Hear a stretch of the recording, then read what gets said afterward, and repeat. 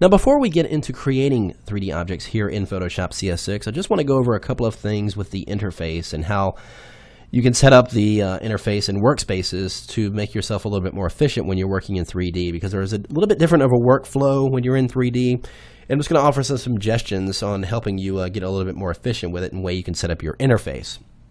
Now, before I get into that, I'll just point this out. This desktop image that you see right here, these rings, actually was created entirely in Photoshop CS6 using 3D. I just created a couple of 3D objects and then merged them together and was applying some textures and surface properties like lighting and things like that, and was able to get a really interesting three-dimensional abstract graphic here, just kind of a couple of carbon fiber rings. And at the end of this course, you'll have the know-how to go ahead and create something like this and play around with 3D and perhaps even take it a bit further than that. So, let's dive right into the program. I'm going to go and call up Photoshop here. Now, when you're working in a particular industry, whether you're doing retouching or video, there are different panels and things for specific features in the program. So this is the versatility of Photoshop is so amazing, and that it's across so many industries. So there's different ways you can set up Photoshop for different types of work you'll be doing. And those are called workspaces. Now, under the window menu, if you go to the workspace menu, down here we have a number of preset workspaces. If you're working in photography, you have the relevant tools for photography, again with typography, painting, and of course 3D. Now, if I select that, in which it was already set in, it's got all the relevant panels for 3D right away. As you can see, I've got a 3D panel here specific to creating 3D objects and modifying them. The properties panel is relevant. The layers panel will, of course, need that because of all the 3D layers we might create. We even have the timeline visible down here because you can, in fact, do 3D animation and work with video and 3D in conjunction with each other to create some really interesting effects in there, motion graphics and such. But we're concentrating on the workspace right now. So the workspace that they have preset in here under Workspace 3D is pretty good, not necessarily the way I would like it. And this is the great thing about Photoshop, is that you can customize it to the way you work. So for instance, I actually have a workspace I've already set up for myself. I'm just going to go ahead and select that. And you can see I like to have my swatches panel visible. I want my layers panel to be as big as possible so I can see all of my layers, or most of my layers in most cases. And then what I like to do is I'm going to go ahead and call up the 3D panel and drag this out here.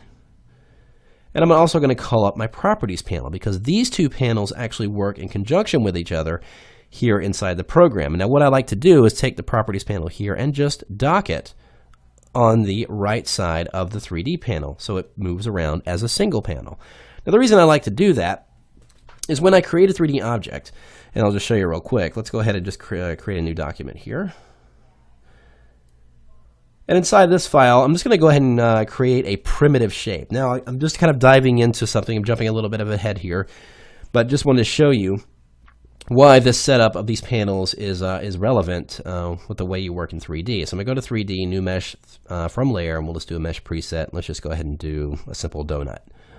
So it creates that object, and don't worry about what we're seeing here with the grid and everything like that. I'm going to get more in depth with that a little bit later. But what you see here in the 3D panel are all the various properties. This is basically a master list of everything that's going on with this 3D layer. We've got the environment, scene, current view. And as I select a line item, you can see the relevant properties show up right here next to it in the properties panel. So you can see how this workflow would be very efficient in that I can just select the item and then move over here and make the changes I need to and just move it all around like that. So I discovered it's a pretty efficient way for me to work in 3D. Of course, because Photoshop is so versatile and customizable, you can determine which method is best for you. A good place to start, of course, is to try that preset 3D workspace so that you can kind of see what panels are relevant if you're relatively new to 3D. And then you can kind of figure out how you go as you work, what method or what arrangement is going to be best for you. Okay, so let's get into what we're going to talk about, and that is creating 3D objects. You, of course, cannot work with 3D in Photoshop until you create or, in fact, import a 3D object. Now, importing a 3D object from another application like Maya or 3D Max or something like that is possible, and we're going to talk about that in the next video. But in this video, we're going to concentrate on creating 3D from within Photoshop. And this is one of the great things about 3D in Photoshop is that it gives you the ability to create your objects and modify them all without ever leaving the program. This is a huge advantage as 3D has progressed into in the program. So there's really two avenues you can take when you're creating 3D objects, and that's of course doing it through the 3D panel as you see right here, or of course in the 3D menu, which is up here at the very top of the interface under the 3D menu. It has its own menu here. So we'll get to those in just a moment. So let's start with the 3D panel itself. When you're inside of here and you have no 3D objects or layers selected in the layers panel or none existing, this is what the 3D panel will look like. It's in the Create 3D Object mode. So if you click on the source menu, you can go in here and choose selected layers, any selected layer you have. This includes text layers or image layers or even shape layers. And you can do work path. Again, this is just for path layers, or again, shape layers or vector layers, as they're called now inside Photoshop CS6, can be used to create a 3D object. You can also do a current selection and even a file. And this is going back to importing a file from another application. Again, like I said, we'll talk about in the next video. So let's just take a look at perhaps a current selection. So if I've got an image here, I'm just going to take my elliptical marquee tool and draw out a circle here. And with that active selection, all I'm going to do is just make sure it says current selection here in the source menu. I want to create a 3D extrusion, which is my only option in this case, so it's gone ahead and selected it by default. And then go down here and click on the Create button. Creates an extruded object. If I just rotate it around, you can see that it extruded that object based on that shape of the selection and has made the image on that layer the front face of that 3D object. Now I'm moving the object around or moving my view around by just using these 3D tools located in the options bar. Now these are only visible when you have the Move tool selected. Notice if I click another tool, they go away. So anytime the Move tool is selected and you have a 3D layer selected here, you will have those tools visible. We'll get into those a little bit more depth later. So that's creating it from a selection. Now going back a few steps, let's go back to where we had that active selection. If I were to knock out part of this selection, if I go in here and hold down my Option key on Mac, Alt on Windows, and just draw out a selection and basically subtract from that area, what's going to happen when I create my object? Well, beauty is in CS6, it now will know that that selection is knocked out, and when you create the 3D object, we'll punch that hole out in the object when it is in 3D. Pretty cool stuff. So that is using an active selection. Well, what if you have a path? I'm going to go over here and grab my shape tool, and we'll go ahead and make a shape here. And notice I'm drawing it as a shape, not a vector layer or anything like that. And with that layer selected, I'm just going to go over here and choose Work Path.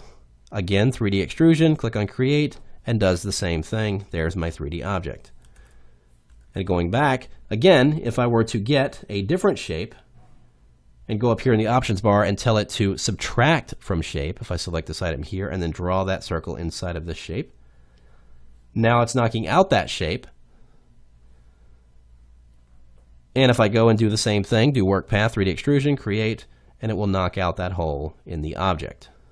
So whether you're creating whole objects or objects that have holes in them, punching them out, you will have to have the path set on the right type of setting, and it will Photoshop will go ahead and detect that and knock the shape out for you. Then of course you have selected layers, and these include images or any kind of text layer or something like that you might have. So if I were to deactivate my path here, let's go and select my layer. With my current layer selected, it's going to look at the entire layer. When you have an active selection, it's isolated to a certain area. When you have a path, it's isolated to a certain area. When you have selected layer, it looks at the entire layer. And when I create the 3D extrusion, you can see that entire layer is now a 3D block. So, several different methods for creating 3D objects. Every one of them is different and give you similar results, and it's smart enough to knock out those shapes when it is necessary. Now, of course, you can also create things like 3D postcards. This is not anything new. This actually goes back to CS4, where you could create a flat 3D postcard. And if I just choose a selected layer and hit Create, it's basically put that flat image in 3D space. It didn't extrude it or anything, but now it's just in a 3D space, so I can get accurate perspective on things if I needed to. So let's go ahead and undo that. And let's get rid of my path here.